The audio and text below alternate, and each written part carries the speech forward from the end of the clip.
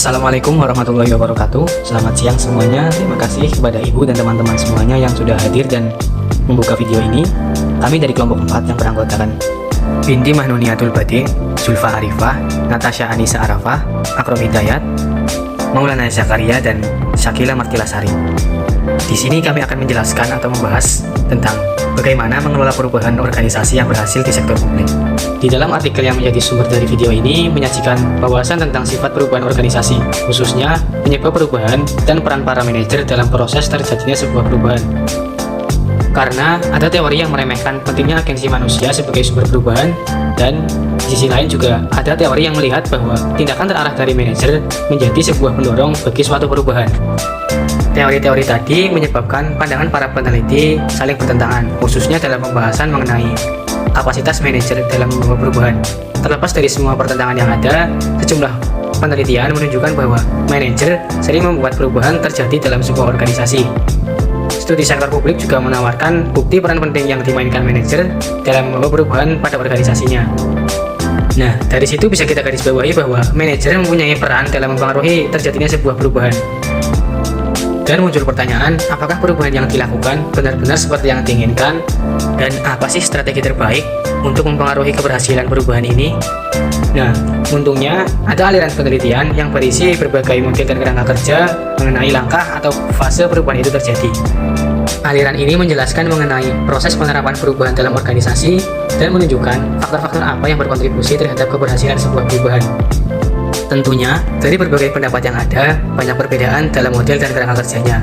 Namun, perbedaan itu tidaklah terlalu jauh dan masing-masing juga mempunyai bukti yang mendukung. Faktor-faktor yang akan kita bahas di sini sudah digambarkan beberapa ahli sebagai kemajuan linear dalam proses terjadinya sebuah perubahan.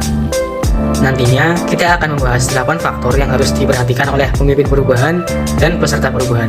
Yang ke-8 faktor ini dapat mempengaruhi hasil inisiatif perubahan di berbagai titik proses, dan masing-masing dari 8 faktor ini menawarkan proporsi yang cocok untuk pengujian dan penyempurnaan lebih lanjut yang dilakukan dalam penelitian di masa depan.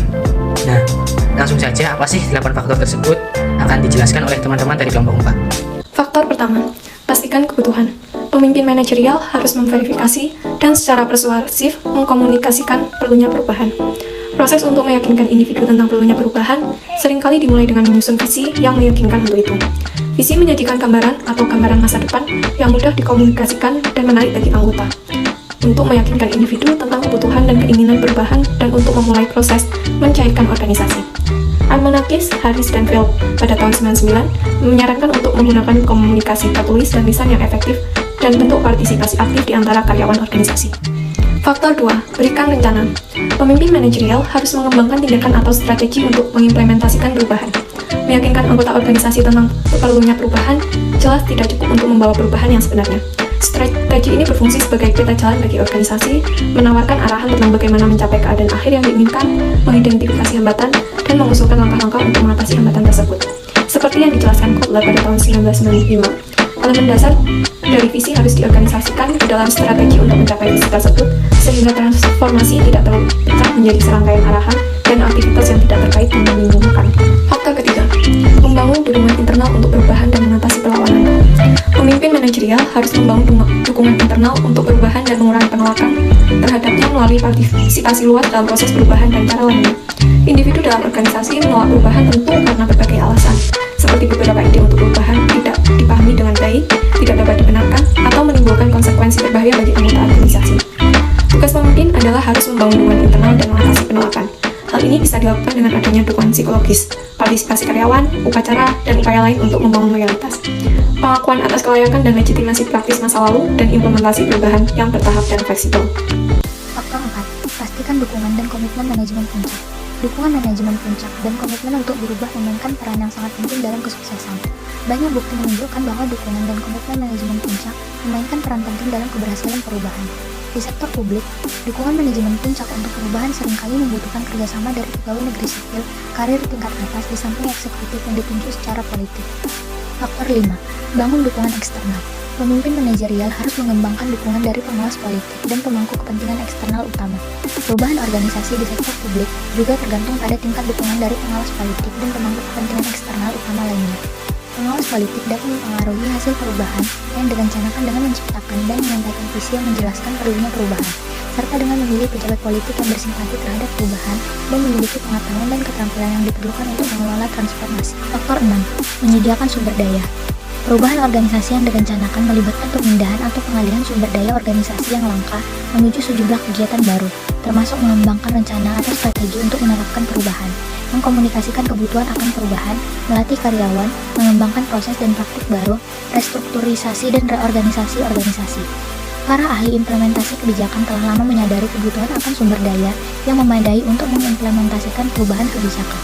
Faktor yang ketujuh adalah melembagakan perubahan. Manajer dan karyawan harus secara efektif melembagakan dan menanamkan perubahan. Untuk membuat perubahan bertahan lama, anggota organisasi harus memasukkan kebijakan atau inovasi baru ke dalam rutinitas harian mereka. Karyawan harus mempelajari dan merutinkan perilaku ini dalam jangka pendek, dan pemimpin harus melembagakannya dalam jangka panjang sehingga pola perilaku baru menggantikan yang lama. Para pemimpin dapat memodifikasi struktur formal, prosedur, dan praktik manajemen sumber daya manusia. Menggunakan ritus dan upacara, menyebarkan inovasi melalui uji coba dan proyek percontohan, mengumpulkan data untuk pelacak kemajuan dan komitmen untuk berubah, dan melibatkan karyawan dalam taktik partisipasi aktif yang mendorong belajar sambil melakukan.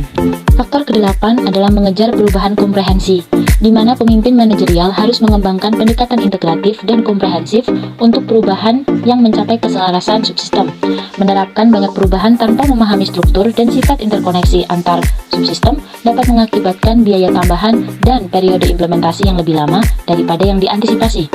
Praktisi haruslah memulai upaya perubahan apapun dengan perubahan sistematis dalam pengaturan kerja dan memastikan bahwa berbagai perubahan pengaturan kerja sesuai satu sama lain, mengirimkan sinyal yang konsisten kepada anggota organisasinya. Demikian presentasi dan penjelasan dari kelompok kami. Semoga apa yang kami sampaikan dapat dimengerti oleh kawan-kawan sekalian. Dan terima kasih sudah mendengarkan.